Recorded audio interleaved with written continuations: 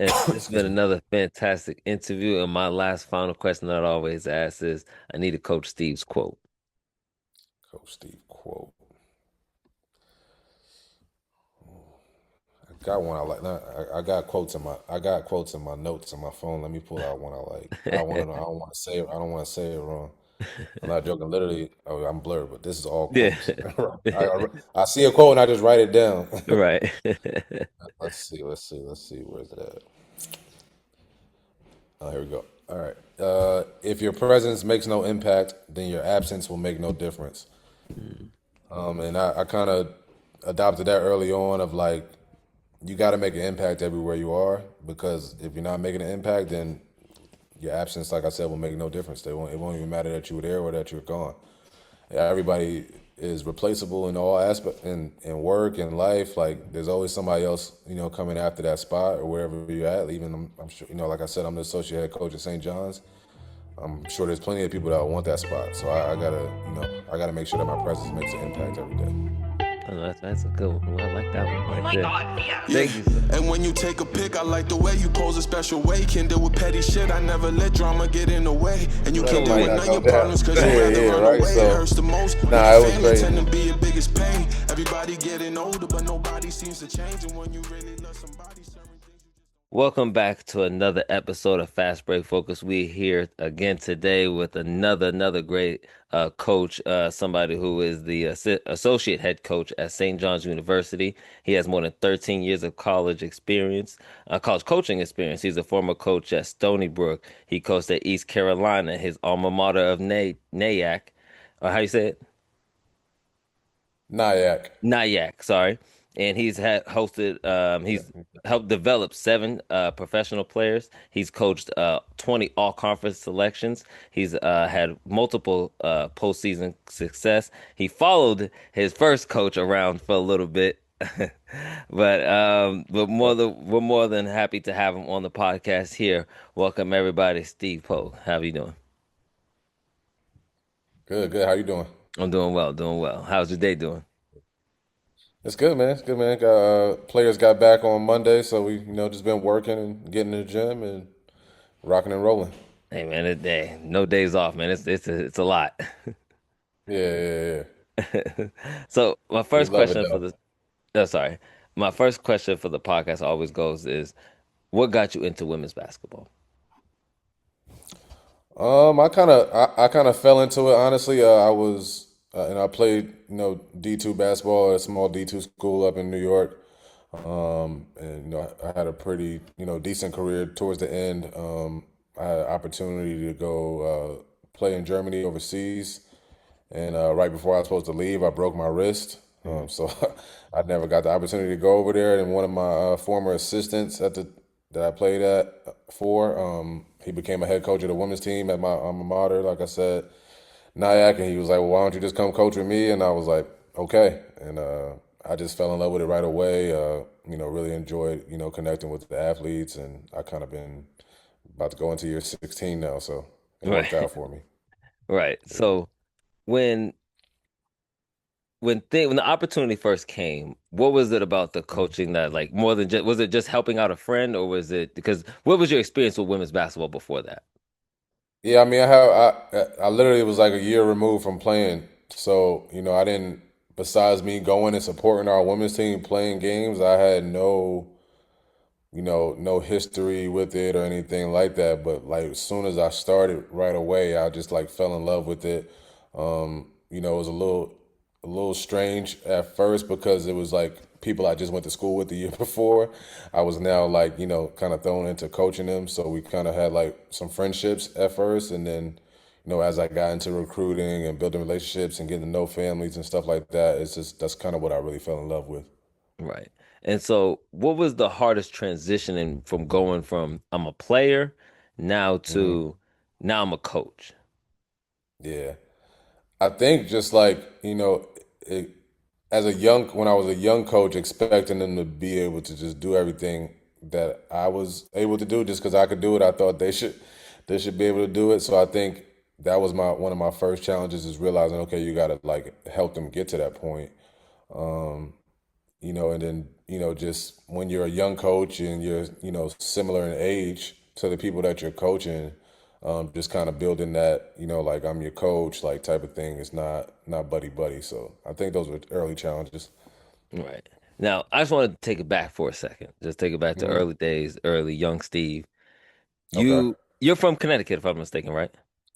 I'm from Georgia. I'm from Brunswick, Georgia originally. Okay, okay. You're from Georgia. Yeah, Okay. yeah, yeah.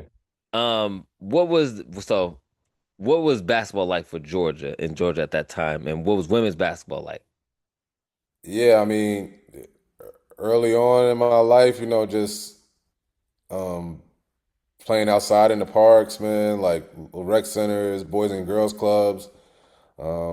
It was great. And like I said, I kind of always supported, women's basketball. At that time at my high school, that, there were some good women's players.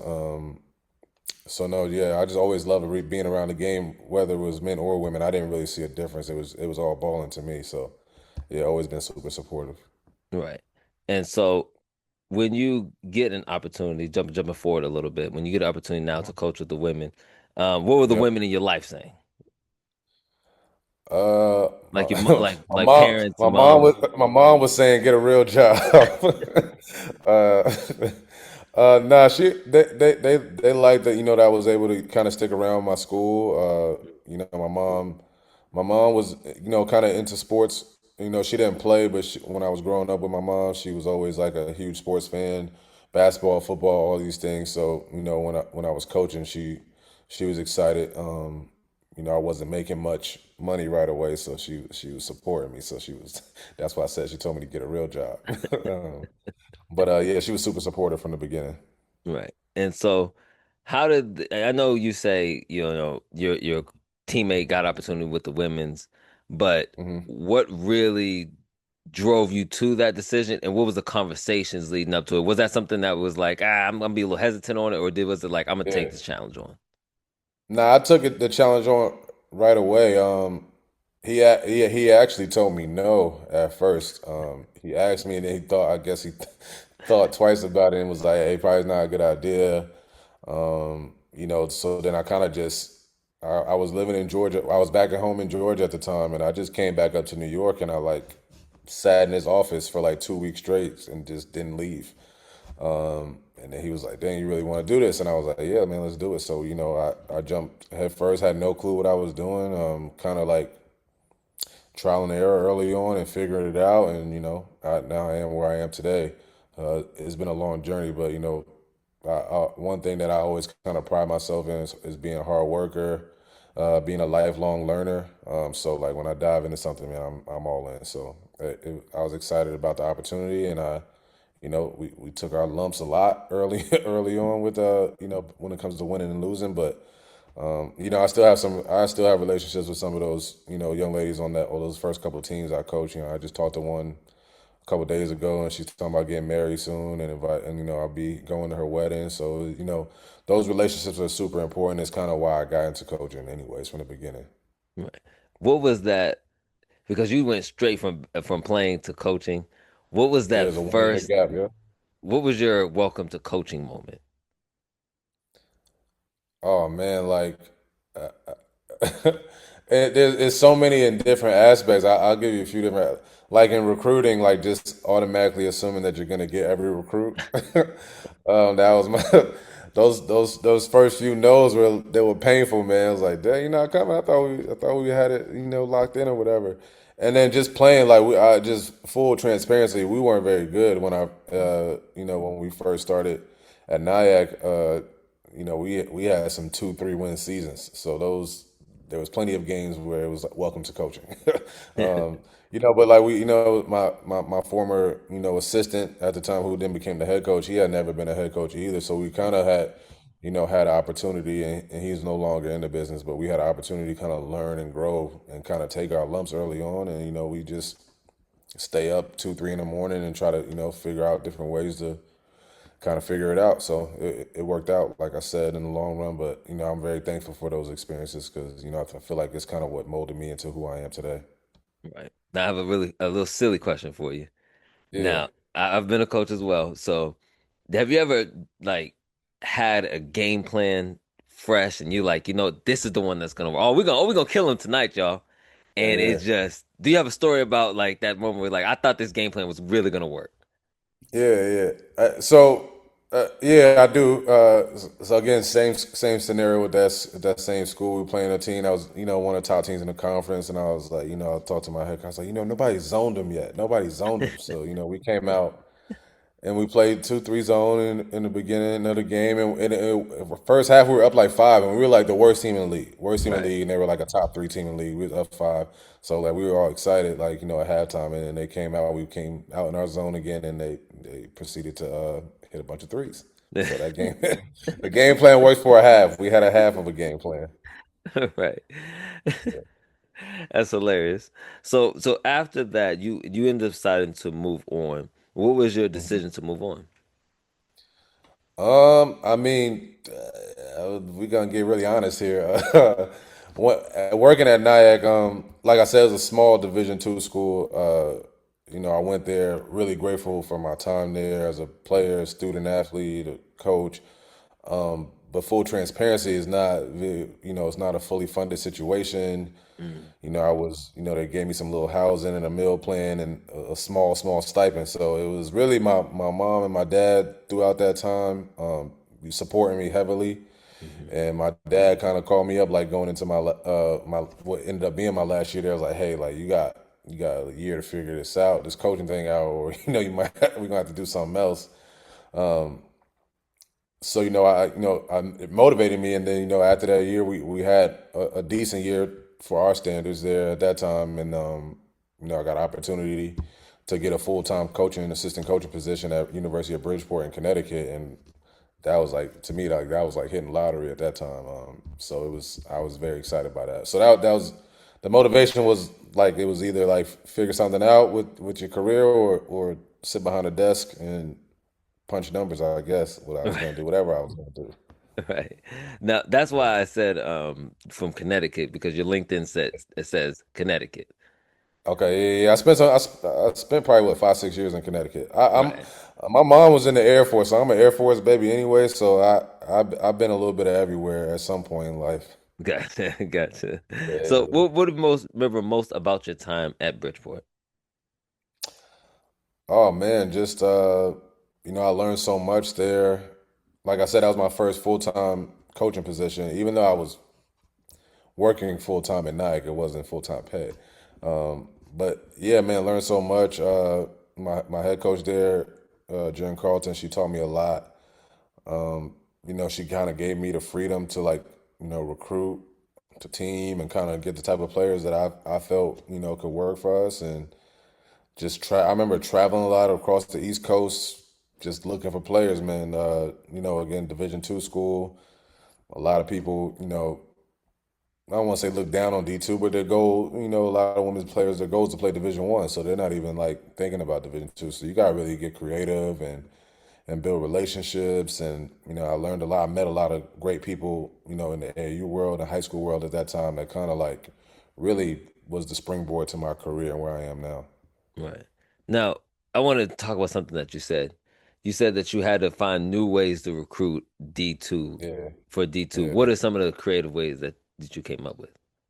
Like back then, I mean, I feel like I'm a young guy still, so I'm saying back then, but I guess I'm dating myself.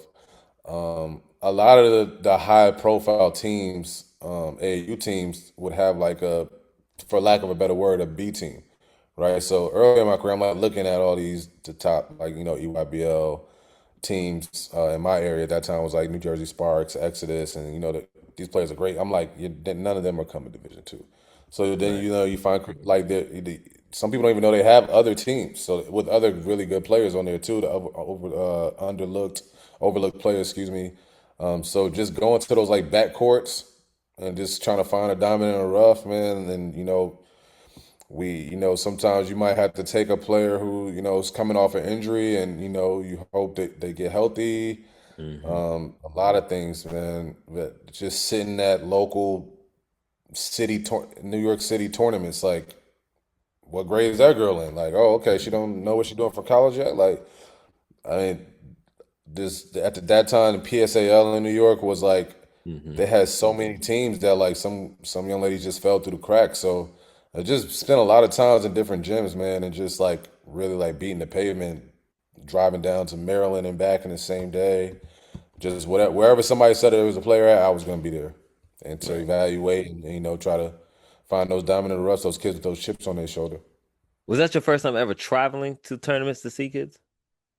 Yeah, yeah, Bridgeport. I mean, I did a little bit at Nyack, but Bridgeport is really I really like started like, all right, I'm gonna go see what's out there, and I fell in love with that part of coaching, Right. with the Now, recruiting now, aspect. I know it seems like I'm skipping, but I want to save that recruiting piece for later. Yeah, no, we're So I'm, good. so Yeah, yeah. I'm gonna jump ahead a little bit, but we're gonna come back to the recruiting because I Gotcha. like your recruiting. Um, so then you get your first D1 experience under Kim Hmm. McNeil at Yep, University of Hartford. yep. What was it like getting that call like I'm going D1 now? And did you call your mom and dad like, "Hey mom, I'm going D1?" Yeah, man. I was like, if I can still remember the moment Kim called me and offered me the job, like it was definitely life changing for me. I'm forever grateful. I still talk to Kim 2 3 times a week. That's my family. Her kids were at my wedding. Like, so forever grateful, man. It was a huge moment for me. My mom was happy. Everybody was happy that they didn't have to support me anymore. uh, so yeah, that was big, man. I'm forever grateful for that moment. Right. And so now you end up coaching them to reach the NIT. What was that Yeah. experience like bringing a team to a big time tournament like that? Oh, it was great, man. Like Hartford was, had a history of having a good seasons. Prior to Coach Kim getting there, they had a couple of down years, so it was definitely like a little bit of a rebuild, but they had the history. So once we got there, we hit the ground running, and got some talent in there, some more talent, and the returning players were, like I said, they were well coached. Prior to that, by Jim Rosati, who's in WNBA Hmm. personnel now. So they had the bones of a good team, and we kind of just pushed them, gave them a kind of different style of play, and was able to go back to back America East Championship games. We fell short both those times. That's how we ended up in the WNIT and not the NCAA tournament. But yeah, it was definitely a great experience playing, and we played some big time games. That Hartford's a low D1, Hmm. so we played some big time opponents. That was just like, to me, it was like I was like a kid. We played at UNC, we played at Miami at the time, played Louisville in a tournament. So it was like great experiences. Right. And now, what are those two losses? Everybody talking about what the wins do for you, but what are those two losses in the tournament teach you? Oh man, it's in the moment it's heartbreaking. You work, our first year going to the American East Championship game, we were actually the sixth seed in the playoffs, and we had a couple upsets to get to the championship game. Hmm. So we were on such a high going into the championship game, and we ended up losing to Maine. We actually lost to Maine both years, University of Maine, very good program. But you feel disappointment right away. Obviously, like you were at the pinnacle and you didn't finally reach the goal. But getting there back to back years was an unbelievable achievement. Obviously wish we would have got one of those rings and championships, but our work there allowed Coach Kim to get to a different situation at East Carolina where she's killing it still to this day. So Right. And then afterwards, you end up going into ECU. I'm starting to mhm. realize you love the East Coast. Yeah, I'm an So, East Coast guy. I'm an East Coast guy. so what was it about the opportunity for ECU, and why did you decide to leave? Yeah, I mean, well, like I said, Coach Kim, she brought me to Hartford, right? So she gets the East Carolina job. I didn't even. She said we're going, and I didn't even blink. Like I didn't even go. I didn't interview. I didn't go say. I didn't say, oh, let me go see it first. It was just kind of like, when do we start type of situation, and it happened super, super fast. I don't even know if I'm supposed to say this, but we basically, like, we played on a Thursday in the WNIT. We lost to Providence, and by Sunday she was like, "Hey, I'm going on East Carolina on Monday to, they want to interview me. She came back and Tuesday, Wednesday, we were like, hey, I'm taking a job, and by that next Friday, we was rocking and rolling, trying to start recruiting for East Carolina. So it happened within like less than 10 days from Right. losing. So didn't have Statute time of to, limitations to, to over. cry. Yeah, Yeah. yeah, So, like you said, it was a no-brainer. Kim gets the job. I'm going with her. What was hmm it about just following Kim that you felt so comfortable just going with her? yeah. She's such a, I mean, unbelievable person. Anybody who's come in contact with her, I don't think anybody would have anything negative to say about her. Super family oriented. Just like from the moment she met me, open arms, welcomed me into her, literally into her home. When we got down to East Carolina, I was probably at their house more than I was at my own apartment. Just hanging out with her and the family and the kids and stuff like that. So, like I said, she's a big sister to me. I don't even. It never felt like she was a boss. To me, it was always like family and somebody that I just learned so much from throughout the years, and I'm still Right. learning from to this day. Right. And you followed her and she's still there. You Yep. guys did some big time things there. What is one of your favorite memories of her? Oh man, I mean, it's countless. When we first got to East Carolina, again, it was a rebuild. It was a complete. They were not doing well at all when we, Mhm. when we before we got there. So just memories of just recruiting very hard, like trying to get some new players in there, change the culture. Coach Kim is really big on family, so getting some family oriented players in there, and just building it up, getting more and more wins every year. Like we got some. I mean, where we started from at East Carolina to where there. I mean, she's won multiple championships in the America now, multiple championship game appearances. So I mean, from basically from the worst team in the league to a perennial like championship contender. And I kind of was there for the foundation of it. I left the year I left is when she won her first championship. So maybe I was holding them back a little bit, but nah, definitely uh, very proud of everything she's done there and that she will continue to do. Right. And what was it about defense? Because I realized you guys completely changed the defensive aspect of ECU. You guys finished Yeah, top. What was it? What was my list that you finished second in the country in steals as well yeah, as forced turnovers. What was yeah. that? What was the defensive mindset that went into that?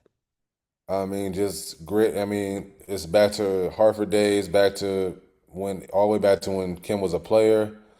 Um, she's just a defensive minded coach. We have I'm saying we because this family. She has a unique, style of defense. Corey McNeil was also on her staff, and he came from kind of Georgetown, where they were pressing pretty much 40 minutes and playing a aggressive matchup zone defense in the half court with a lot of trapping and trying to cause chaos, and that's kind of how we hung our hat on that, and we were going to be gritty and turn you over a bunch of times and score off our turnovers, and that's how we were top five in the country pretty much every year in steals and turnovers forced and turnover margin, and yeah, it's a great defensive system that when you got the right personnel, it can be scary. Right. So you end up leaving. Mhm. You end up leaving Kim. What was the conversation like when you told her you were leaving? It was difficult. There were, like I said, full transparency. There was I got a lot of interest that off season just because of things we did at East Carolina, and like I said, turning around, and whatever part I played in that, there was a couple schools reaching out, and I remember one school in particular that I ended up not going to. So we won't talk about what school that was, but I was really heavily considering leaving for that school, and Kim, came and we sat and talked to like 2 or 3 in the morning, and the next day I was like, hey, I'm gonna come back, and then Stony Brook called maybe like a week later after that when I told her I was coming back, and at that time my fiance at the time, who's now my wife, was coaching as well, and she was at Stony Brook on staff, and Stony Brook Mm, had an opening, and then we were doing the long distance thing from North Carolina to New York, and mm. when they had an opening, I couldn't pass it up. And Yeah, they dirty she for that. understood that. She understood that right away. She, super, like I said, she's super family oriented, so she's like, yeah, you got to go be with your fiance, like for sure. And so that's what prompted the move. If I wasn't engaged to a coach that was coaching in New York with an opening, full transparency, probably would still be at East Carolina right now. Like, Right. but you know, life happens, and I'm happy where I'm at. I'm not unhappy, but you know, Yeah. Statute of limitations is over, but they definitely yeah, did some Rick Brunson, Jalen Brunson thing. We got somebody on staff yeah, who act like It was like, oh, you got a spot on. My fiance, my wife called me. Was like, we got a spot open. You want me to, mention your name? And I'm like, now if I tell you no, then right. this wedding might not go. Why don't you This want to come wedding with might me? not go down. Right. Yeah, right. So, nah, it was great. And then I was able to learn so much. 2 years at Stony Brook. Hmm. Kind of, my brain kind of flipped from being super defensive minded with Kim to Ashley Langford. One of the brightest offensive minds there is in the game right now. So I was able to learn. I mean, I'm so thankful for all the experience I've had so far in my coaching career. Right. Now, you took a defensive style and you took something there to Stony Brook. Yep. What was it about defense that you took them? Because as I'm reading here, you did very well on defense as well. You held teams to 65.5 points per the first season that you were there. What was it Mhm. about just defense that you was so excited about? Yeah, I think, man, like I said, Ashley's a great Langford is a great coach on both sides of the ball. She has a defensive philosophy. I think me coming there we were able to kind of collab a little bit. She's more of a man to man coach, and like I said, at East Carolina and Hartford, I had learned this matchup zone and pressing. So we kind of did that a little bit there, not as much as we did it at East Carolina and Hartford, but we kind of sprinkled it in there, and I think it was a great mesh of like being able to have two defenses that are that it could work and kind of threw teams off balance a little bit there with that. So I think that was kind of what I brought to the team when I got to Stony Brook is my style of defense or what I prefer. And it just meshed well with the personnel they had at the time, and kind of mixing up between man to man and that. Right.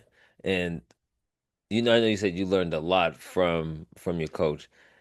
Now, Right. what was something that you learned from, okay, I didn't even see this from a defensive standpoint because I was so focused on this. What does he teach you about offense that helped you with defense?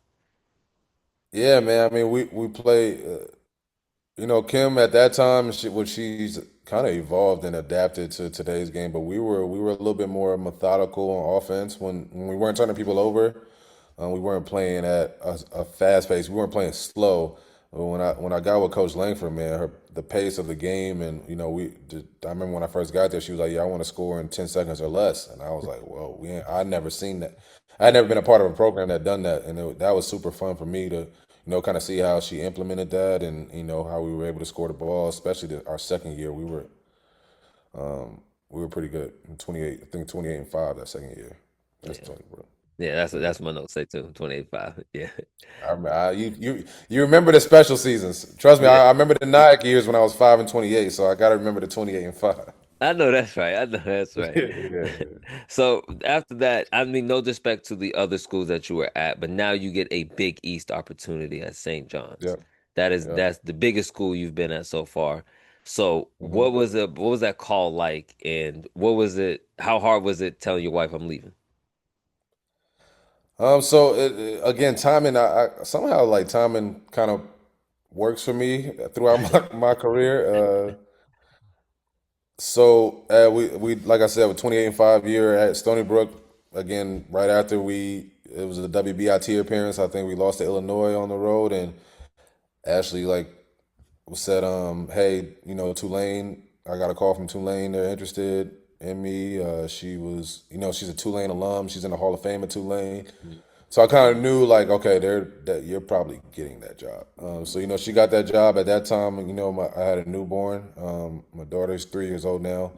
Just wasn't comfortable as a family moving to to New Orleans at the time. You know, my wife is from New York. A lot of family support up here.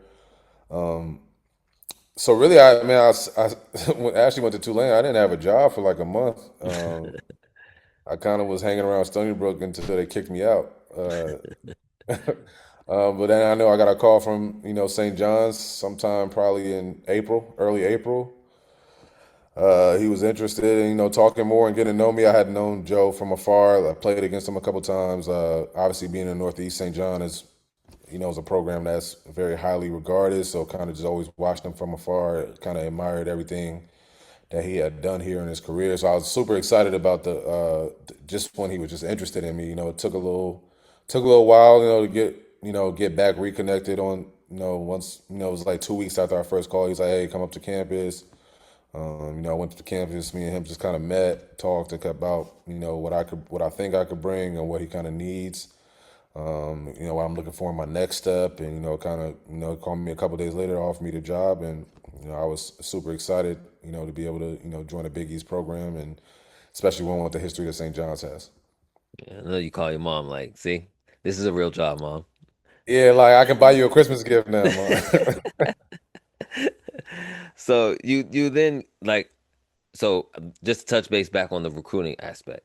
hmm You was at a smaller D2 school, you was at smaller D1 schools hmm before. What is the difference now recruiting now that I'm at this big time D1 school?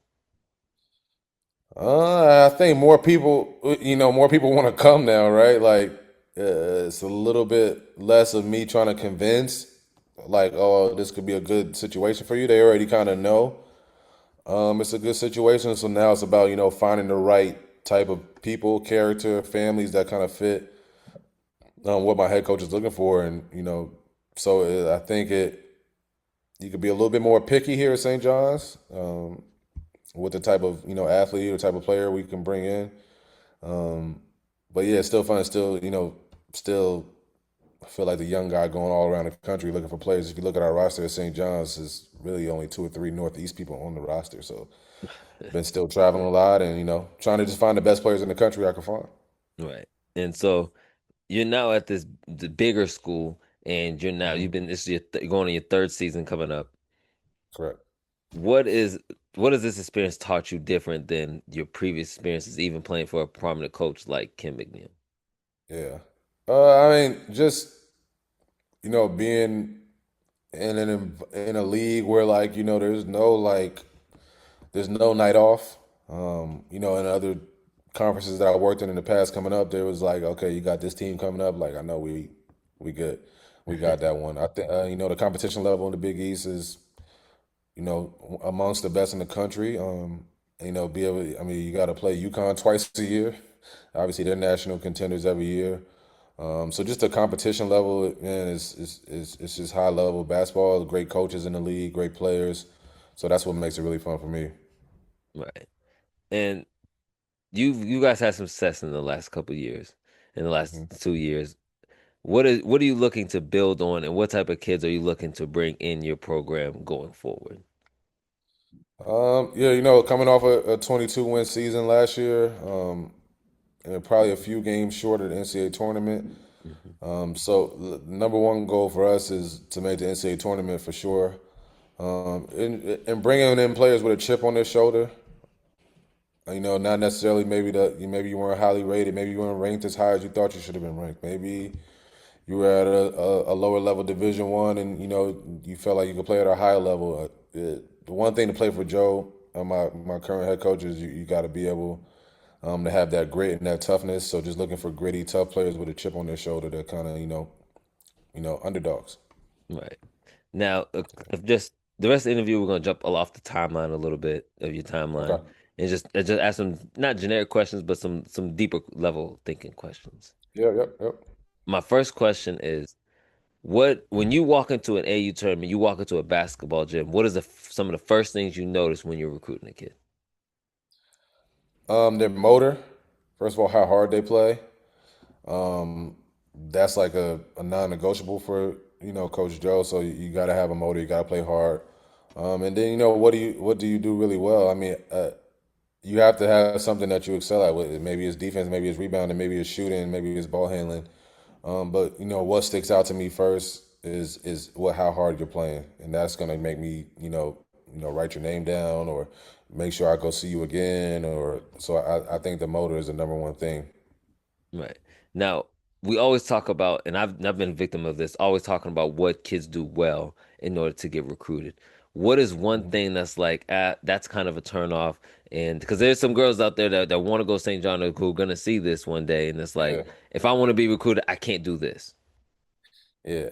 I I think you have to be a good teammate, man, through the good and the bad. You know, I watch your bench mannerisms the same way I watch your in game. So like you get subbed out and you're not clapping for your teammates, or you're in your feelings about something you did or didn't do or thought you shouldn't have been subbed out. Like that's huge, man.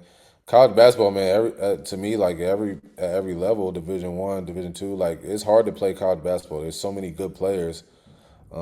So being a supportive teammate is so super important. Like you don't want to be over there pouting. If you pouting and on the bench, then you're just automatically off. I'm not watching anymore. Right.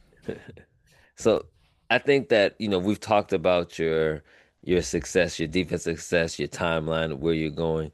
But one thing that I purposely say for this moment here is you have an 100% graduation rate. What is so important to you about getting these young women degrees? I mean, it's when I first started coaching, man. I think I'm going to year 16. I was losing count. Um, but the first of all, the opportunity for women back then, when with playing, there was the WNBA, but again, the salaries weren't what they were now. And obviously, I was coaching low Division 2 basketball, so I wasn't coaching anybody going to the WNBA. So the degree was so super important, man, to start your life and start your career after basketball. I always would tell them when I was at that level, and even now, still today too. Like you got to use this degree, use basketball. Like you've been blessed with these abilities. Like use it to springboard your life. So graduating, man, was is something that like I'm super like invested in, and like we've had players who maybe exhausted their eligibility in basketball, but we honored their scholarships and allowed them to come back so they can to make sure they can graduate. So graduating is, I mean, is of no better feeling. I've had a few of them in my career. I don't know how many off the top of my head, but like first generation college grads too, like starting that for their family, and just seeing parents super proud and siblings. Man, that's just special, man. And again, like having a degree, the ball's gonna stop bouncing one day, so you gotta have something to fall back on. Right. And what are some of the systems and things that you've done specifically to make sure that some of these women get their degree? I mean, I've done. I've done a little bit. It just really depends on the type of student you are, the type of person you are. I mean, I've had players that I had to say like, you got to come to my office and I got to watch you do your homework because I don't know if you'll do it, right? Or you got players that's like super into their academics where you just got to check in like, hey, don't put too much pressure on yourself with this test coming up. So I think every individual is different. You got to kind of, that's why the building the relationships and knowing your player outside of basketball is important because different people need different things in all aspects, on the court, off the court. So I've done a little bit of everything. I've had to walk players to class because I'm make sure you go. So whatever it takes, man. That when these parents entrust you with their children, I just want to treat them. Obviously now life has changed for me a little bit with having a daughter. Like I want to treat people's kids the same way I would want my kid treated. So whatever it takes to kind of help them succeed and reach goals that maybe they don't even know they can't even see yet. Like that's what I'm all about. Right. Now, like you said, you've coached plenty of women that have gone and done successful things. How many coaches have you brought up? Oh, probably at least five. One of my former players just got an assistant job like last week. Another one, yeah. I'll probably say around like five. It's probably like 4 or 5, and probably even more. That's I'm talking about just college and high school too, coaching high school ranks. Right. Now, is there any of them that you ever looked at in meeting them for the first time or meeting or just throughout their time with them be like, yeah, you're gonna be a coach? Yeah, yeah, you could kind of tell like you know there's a different level of love of the game that they have, and you know IQ maybe. But yeah, you can see like definitely like oh yeah, I knew you was gonna be a coach. Yeah, one for sure. One sticks out in my mind in particular. Yeah. Right. And just a funny one here. You're a girl dad, like myself. Yep. Now, does your daughter like basketball? She's starting to. She's starting to. She's at all my home games. She's around it. Um, she'll come like if we have an off day, but a player wants to get some shots up, and I got to work them out. Sometimes she'll come over there with me and kind of watch and see. And so yeah, she's three. She got a little mini hoop down here in the basement. She's having fun. She's doing a little bit of everything right now. Right. I'm not. I don't want to push her that way, but I'll be lying if I say I hope she does it. Oh, I'm with you, man. My daughter likes soccer and cheerleading. I'm trying to push the rock as much as I can. Yeah, yeah, yeah. Just throw that ball over there real quick. Yeah. Yeah, yeah. Nah, Like but she. you. Yeah. Yeah, like you. I don't want to push it. I'm not gonna force her into it, but I'm gonna definitely help guide the ball to her. Yeah. Yeah. Nah, for sure. And so now I don't know if you know Whitney Bays, the coach at West Virginia State. Um, Mhm. she has a daughter that is really involved with her team, and I asked her a question. I'm gonna ask you the same. What does it mean to have your daughter around such successful, because 100% graduation rate, such Yeah. successful women early, and she's gonna grow up into this? Yeah, man. It's super important, and it kind of like it's not my. I'm not the head coach, but as an associate head coach, Coach Joe gives me like some freedom to make some decisions and things like that.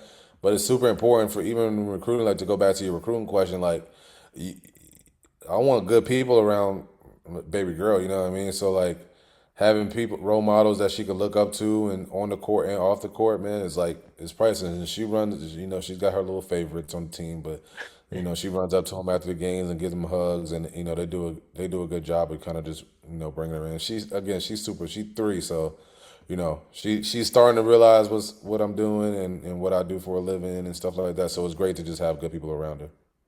Right. Now, just looking back at every stop you've made, what's the biggest coaching belief in the last 10 years that has changed for you? Hmm, that's a good one. I've learned that there's like through my own personal experiences, it's like there's different ways to win, right? Like I think early on in my coaching career, I thought you had to play a certain way. I wasn't really open to other ways, but man, there's so many ways you can win a basketball game, man. So just seeing all the different systems and basketball is constantly evolving. Um, you know, when I first started coaching, you needed two post players. Now some teams have zero post players, right? Like so, it's just the game is ever evolving, which is great. It should be keeping everybody's mind sharp and keeping innovative ideas coming in. So that's what's really exciting for me. Just seeing, like I said, we back when I first started, you needed two post players. Now some people you play with zero post players, play with three post players. Right. There's just so many different ways to play the game, which makes it great. Right. And so, just to touch back on something that you said earlier, when early in the interview, when you said just recruiting a kid that you thought was coming, but she ends up turning you down. Hmm. Who was one player, if you could share that player, who was one player that was like, I know for sure she was coming? Yeah, yeah, yeah. Um, Let me think. You hear more no's than yes. So Yes. Yeah. Yeah. let me think. Let me think. Let me think in particular. Trying to think to my East Carolina days. Oh, so we were very ambitious with this one. Um, Asia Petty, came on a visit when we first got to East Carolina. I think Asia finished her career at Ohio State or something like that. But Hmm. Asia was really good, about 6'3", can do a little bit of everything, and we felt really good on the visit. Her best friend at the time ended up committing to us. So we was like, yeah, we're getting Asia Petty.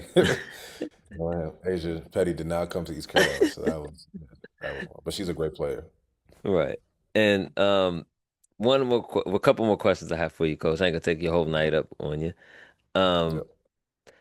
what is something that most people don't see about being a associate head coach? Because we see a lot of the head coaches make decisions that they make Yeah. and all that stuff. But what is one part of associate coach we don't see? Um, I think it's different in every situation. I've been a associate head coach at two different institutions now, under two different head coaches.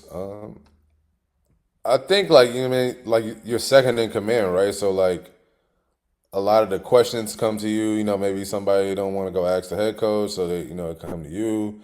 And I've had a coach that wants to know everything, and I have coaches that don't. They be like, "Steve, you handle it, and just if it's something super that I need to know that's going to be like affecting the team, just let me know."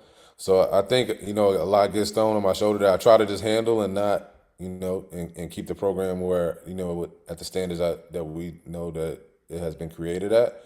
But there's a lot of like from managing staff to players to everything. You get a little.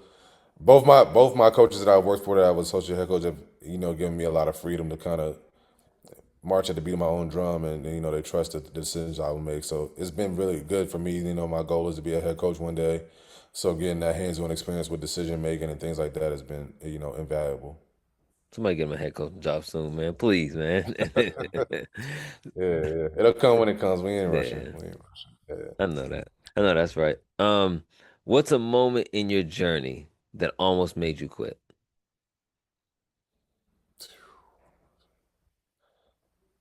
I mean, I'd take it back to my first, like I said, NIAC, man. Like it very low to basically no pay, losing seasons. Like, I it was like, ugh, I don't know if I can do this, and then just stuck with it, and I kind of made my name even back then at a much smaller scale than now.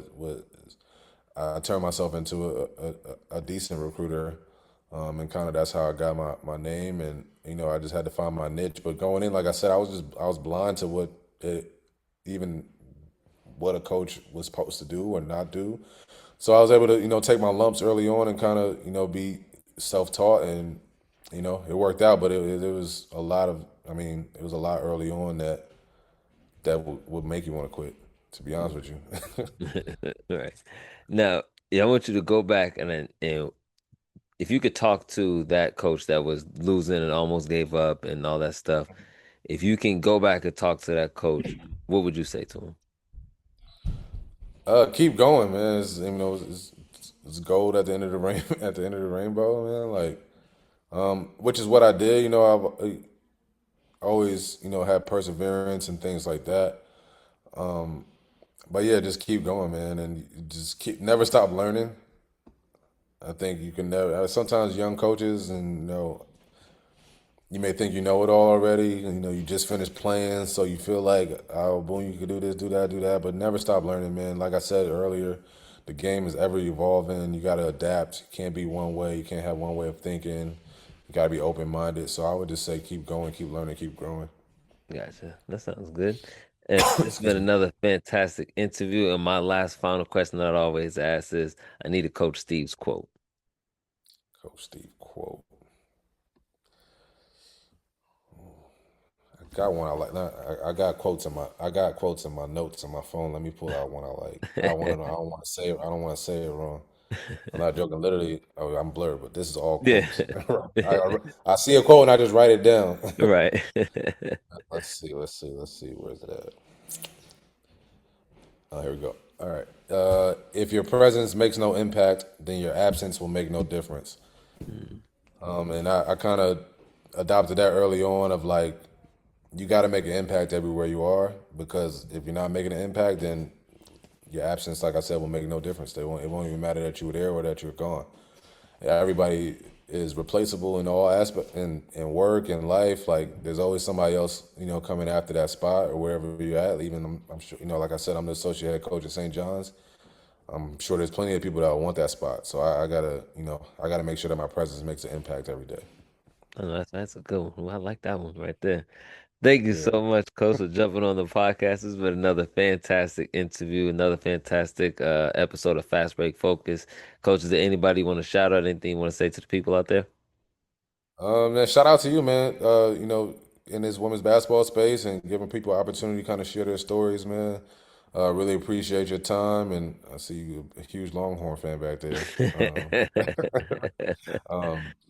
Nah, but yeah, just appreciate everybody that watching or whoever's gonna watch and growing the game. And I got to shout out St. John's because that's where I'm at. So go I St. know John's. that's right. Yeah. Thank you, Coach. I appreciate you jumping on. No problem.